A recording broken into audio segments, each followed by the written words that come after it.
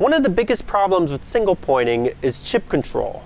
You see, when you have stringy chips on other tool paths, like a grooving pass or a boring bar, you have some control over how the chips are formed. If you have a stringy chip, you can increase or decrease the feed rate to try to get a better chip. If you increase the feed rate, you're trying to get a shorter chip. You're trying to break the chip.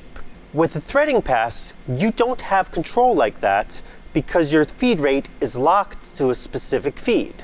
For example, today I'm cutting a 5/8 by 28 thread. In order to get the feed rate for what we're running, you divide 1 divided by 28. That gives us a feed rate of 0.0357 per revolution. You can't change that feed rate because otherwise you're changing what kind of thread is being formed. Everything in the machine is spinning and moving specifically to make that thread. So what I have here today is I've got two different types of tools from Horn. One is a regular threading tool, one you would see everywhere, and the other one is a super mini single point threading tool with pressed chip control. I'm actually wondering if this is going to work. We've done videos before comparing boring bars with chip breakers, without chip breakers, and end mills with chip breakers, but threading tools are a little bit different. You know, they're not the biggest tools, they're not the sturdiest tools. You have such a small cutting edge. And I've run so many threaders before where chips start forming on some of the harder materials. So I'm actually pretty excited to see how this tool does.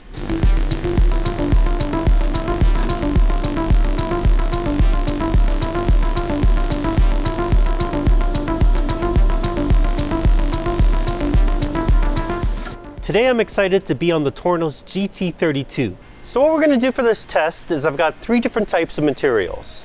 I've got brass, which is purely just to run without coolant and show you the cut. I'm not expecting any stringy chips from it. It's a very soft material. But then I have 7075 aluminum. This is a gummier aluminum that you see in aerospace work, so I'm expecting chips on this one. And then finally we have 316L stainless steel. It's a legit material. I'm excited to see what it does on this. The part I'm doing is just a basic part just to test out these threaders. So I've got a couple of Kennametal tools, turning the outside, putting a chamfer on it, got an insert drill going in, and then I've got a PH Horn boring bar to bore out the outside for a 5/8 thread. And then I have our 2 threaders already loaded in just on different tool numbers. So I've got the one without a chip breaker, which will be running first, and then we'll run one with the chip breaker to compare it. And then I have a Kennametal part off tool just coming in, parting off the part. It's just going straight into the chips, so I'm not really collecting them. We're just purely seeing what kind of chips we're getting off of these threaders. I'm going to run these threaders on the same speed throughout the whole thing, so 1000 RPM, just kind of give us a basic number. So let's see what happens.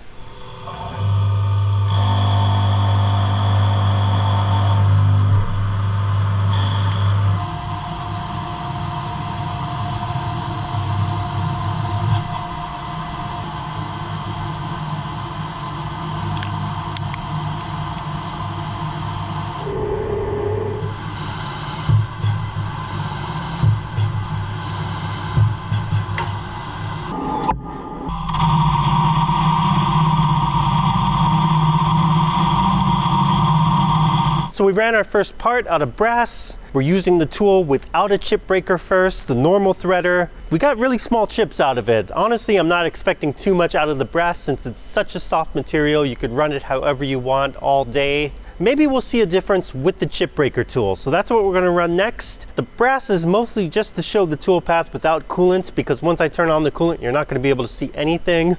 But maybe the chip breaker will show us a little bit of a difference. So let's see what happens.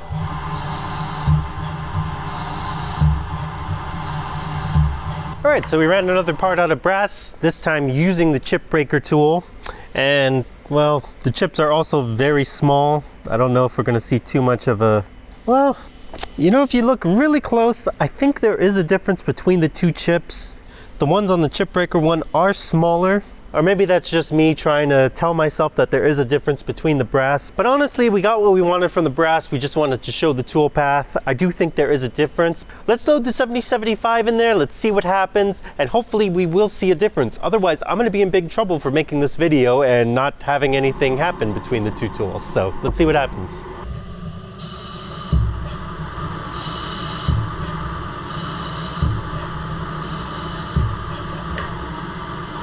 So we ran our normal threader out of aluminum, 7075. We got a nice stringy ball of chips that formed on the threader. That's a good sign. Hopefully when I run our next tool using the chip breaker, we don't get the same thing. Let's see what happens.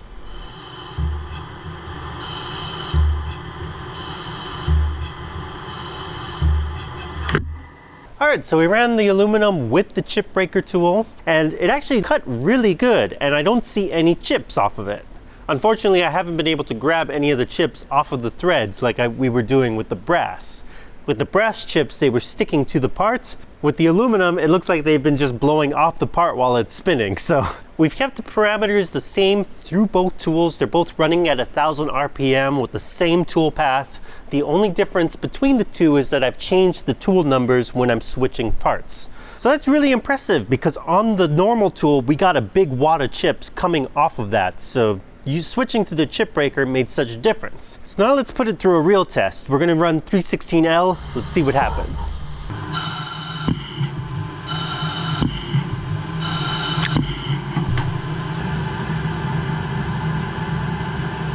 So I loaded in 316 steel, ran a part. We switched the tool number back to the tool without a chip breaker, so the normal threader. And once again, we have a wad of chips that formed on that threader while it was doing the thread pass. Let's see what happens when we switch to the chip breaker, and hopefully we won't have any chips on the part.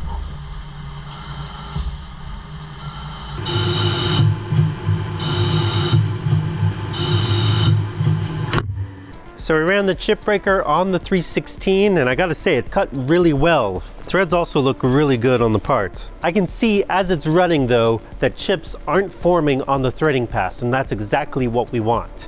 I have to say that the chip breaker on that horn tool is crazy. I can't believe that such a small difference in those two tools makes such a big difference. We kept all the parameters the same, but there's clearly a difference in the way that the chips are forming between the two tools.